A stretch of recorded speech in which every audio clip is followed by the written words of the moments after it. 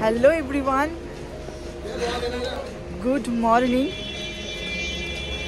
आज হচ্ছে আমাদের কাশ্মীর ট্রিপের লাস্ট ডে আর আজকে হচ্ছে বেশ বৃষ্টি ওয়েদার। পুরনোদের ওয়েলকাম ব্যাক, নতুনদের ওয়েলকাম জানিয়ে পাশাপাশি আমরা আরও একটা ব্লগ শুরু করছি। ব্লগ শুরু হওয়ার সাথে সাথেই তোমাদের সাথে শেয়ার করছি আমার লাইফের সবথেকে বেস্ট মোমেন্ট। কাশ্মীর ঘুরতে এসে কাশ্মীর আমাদের উপহার দিয়েছে এই এত সুন্দর একটা জিনিস। সত্যি বলতে আমরা ভাবতেও পারিনি যে মার্চের 29 তারিখ পেহেলগাঁও ঘুরতে এসে আমরা স্নোফলও পেতে পারি।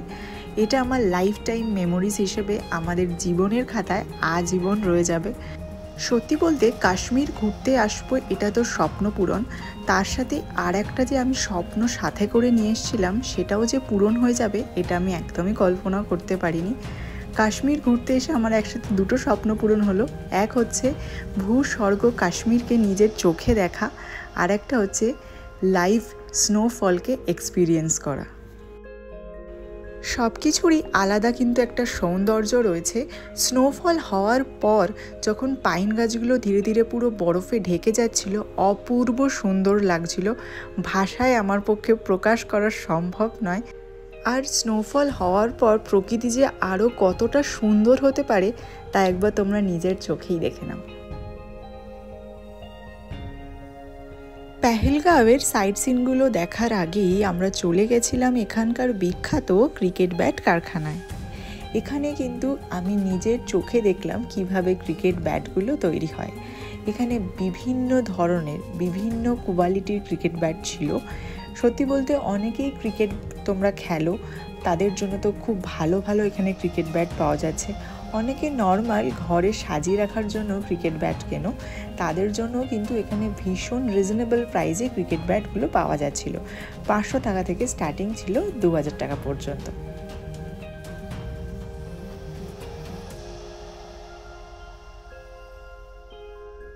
পেহেলগাম যাওয়ার পথেই হঠাৎ চোখে পড়লো আমাদের সারি সারি শুধু অ্যাপেল গার্ডেন। শরতের টাইমে কিন্তু এই অ্যাপেল গার্ডেনগুলো পুরো অ্যাপেলে ভর্তি থাকে, তখন কিন্তু একটা আলাদাই সৌন্দর্য থাকে।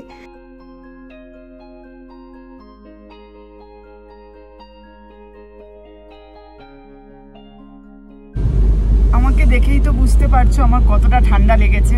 আর ওদিকে নন্দিতাকে দেখো, ওর তো যত ঠান্ডা ওকেই লেগেছে পেহেলগাঁও এসে। সারাক্ষণও পুরো ট্রিপে বললো ওর ঠান্ডা লাগছে না, সত্যি ঠান্ডা ছিল না। শ্রীনগরে একদমই সেরকম ঠান্ডা ছিল না। আমার একটু ঠান্ডা লেগে গেছে, হ্যাঁ ওইটাই চাপ হয়ে গেছে। ওর একটু ঠান্ডা লেগেও গেছে, যেহেতু ওই জানলার কাঁচটা খুলে ও ঠান্ডা হাওয়াটা নিচ্ছিল সোনমার্গে না ভিডিও করার জন্য। হ্যাঁ হয়ে গেছে, গলাটাও ভেঙে গেছে। বেরিয়ে গেছি পেহেলগাঁওয়ের সাইট সিনের জন্য। রাস্তায় রয়েছি। ফার্স্ট আমরা যাব হয়তো বেতাব ভ্যালি নইলে চন্দনবাড়ি, এখনো যাই। তো চলো যাওয়া যাক। ভূস্বর্গ কাশ্মীরের মধ্যে ছোট্ট ভূস্বর্গ পেহেলগাঁওকে আজকে আমাদের ঘুরে দেখার পালা। আজকে কিন্তু আমরা দেখব Aru valley, Betaab valley and Chandanwari. এখন আমরা রওনা দিয়েছি চন্দনবাড়ির উদ্দেশ্যে।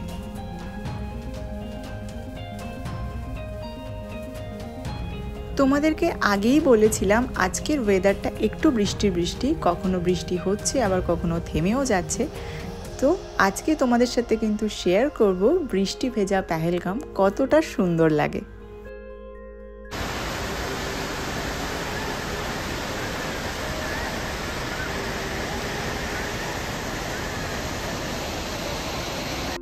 চন্দনবাড়ির জন্য তো রওনা দিয়েছিলাম, কিন্তু দুঃখের বিষয় এত গাড়ির জ্যাম লেগে গেছে তো আমরা চন্দনবাড়ি অবধি পৌঁছাতে পারিনি। তার আগে একটা ভিউ পয়েন্টে দাঁড়িয়ে যেতে হয়েছে আমাদেরকে। তোমাদের গাড়ির একবার লাইনটা একবার দেখাই, সেটা আগে দেখো। এই হচ্ছে লম্বা একটা গাড়ির লাইন পড়ে গেছে। আমাদের গাড়ি আছে অনেক দূরে অনেক দূরে। আমরা এখান থেকে প্রায় 5-7 মিনিট হেঁটে এসছি, যেখানে গাড়ি আমাদের নামিয়ে দিয়েছে। আর চন্দনবাড়ি আছে ওই উপরে, ঠিক আছে, কিন্তু আমরা যেতে পারিনি কারণ গাড়ির এত জ্যাম লেগে গেছে, উপর অবধি যাওয়া পসিবল হচ্ছে না কোনোভাবেই। তাই এইখানেই একটা ভিউ পয়েন্টে আমাদের দাঁড়িয়ে যেতে হয়েছে। এই হচ্ছে একটা ভিউ পয়েন্ট। যেটা সবাই বলছে অনেকটা চন্দনবাড়ির মতনই।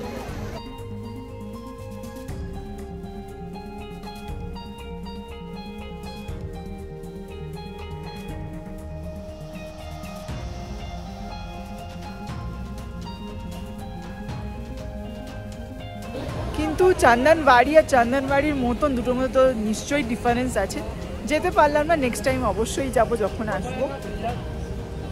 আর কয়েকজন লোক এখানেই চলে গেছে এই বরফটা থেকে, আমরা আর যাইনি, কারণ অলরেডি সোনমার্গ গুলমার্গে এত আমরা বরফ নিয়ে মজা করেছি, আর এই জায়গাটা যেতে সত্যি বলতে ইচ্ছা করছে না। তার উপর বৃষ্টি হওয়া শুরু হয়ে গেছে, তো আমাদের আবার গাড়ির দিকেই ফিরতে হবে এবার।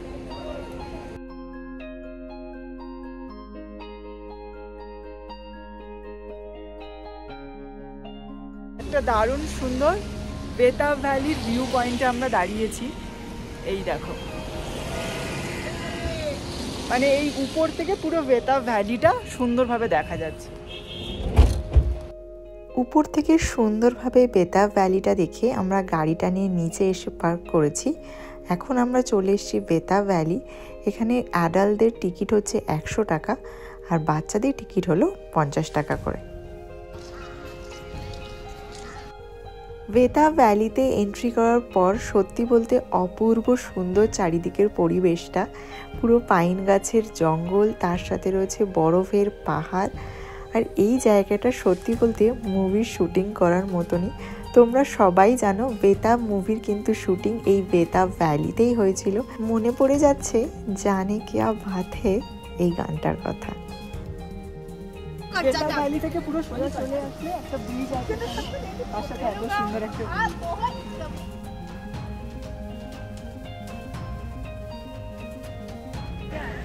এই যে সিটটা আছে এখানে তোমায় একা বসিয়ে রেখে আমি চলে যাবো। সুন্দর জায়গাটা, খুব সুন্দর। বাট যদি মানে সানলাইট থাকে আরো ভালো লাগবে। ওটাই না, বিশেষ করে এই ব্রিজটা আরো ভালো লাগবে। ব্রিজটা, তার সাথে এই নদীটা, পিছনে আছে সুন্দর একটা ভিউ। চলো আমি ওই দিকটা একটু যাই। চল।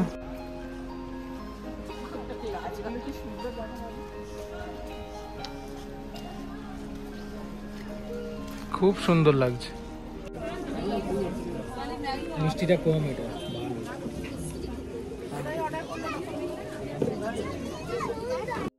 পুরো কাশ্মীর ঘুরে কিন্তু এতটা ঠান্ডা লাগেনি যতটা আজকে পেহেলগাঁওয়ে সাইট সিন করার সময় লাগছে। সত্যি বলতে মারাত্মক ঠান্ডা ছিল আজকে। তার সাথে এই ম্যাগিটা ভাবলাম দারুণ জমে যাবে, ঠান্ডার সাথে তো ম্যাগির একটা দারুণ কম্বিনেশন চলে। কি আমার সাথে একমত তো তোমরা?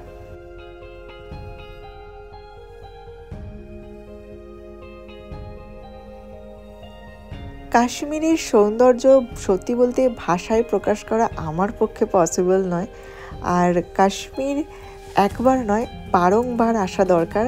এক এক সময় কাশ্মীরের সৌন্দর্যতা এক এক রকম। আমরা সুন্দরভাবে বেতাব ভ্যালি ঘুরলাম, সেখান থেকে একদম নিচে নেমে এসেছি। তারপর আমাদের জার্নি শুরু হয়েছে কিন্তু এখন আরু ভ্যালির উদ্দেশ্যে। চন্দনবাড়ির রাস্তাটা সুন্দর ছিল, কিন্তু এই আরু ভ্যালির রাস্তাটা যেন আরও অনেক বেশি সুন্দর। জানি না তোমাদেরকে কতটা আমি ভিডিওতে তুলে দেখাতে পারছি।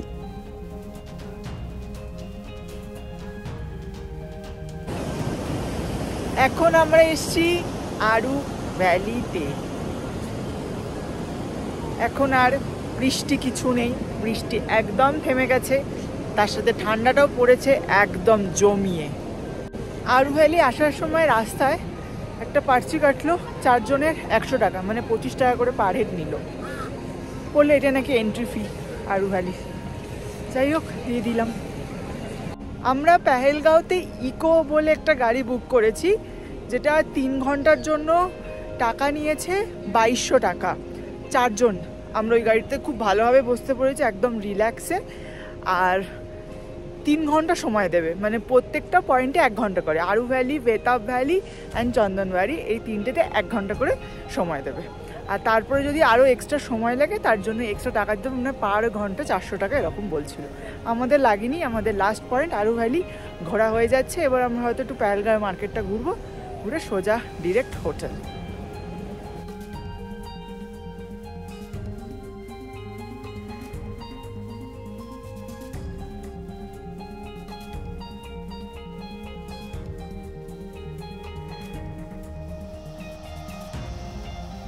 ওয়েদার কিভাবে চেঞ্জ হয় শুধু দেখো,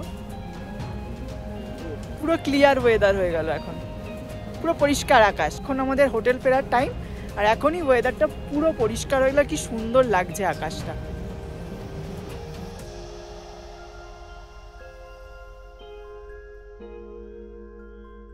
সো এইভাবে আমাদের হেভেন অন আর্থ কাশ্মীরের ট্রিপটা কমপ্লিট হলো পেহেলগাঁওয়ের আরু ভ্যালি দিয়ে।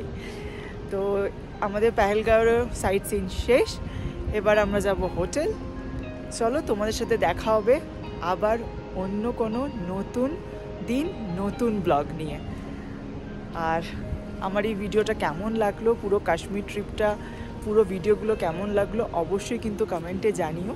আর কি কি ইমপ্রুভমেন্ট করতে হবে আমার ভিডিওতে সেটাও কিন্তু জানাতে একদমই ভুলো না। চলো টাটা, সবাই খুব ভালো থেকো, সুস্থ থেকো। আর আমার এই পুরো ব্লগগুলো দেখার জন্য, সমস্ত ভিডিও দেখার জন্য সকলকে অসংখ্য ধন্যবাদ। চলো টাটা, বাবি, টাটা। টাটা।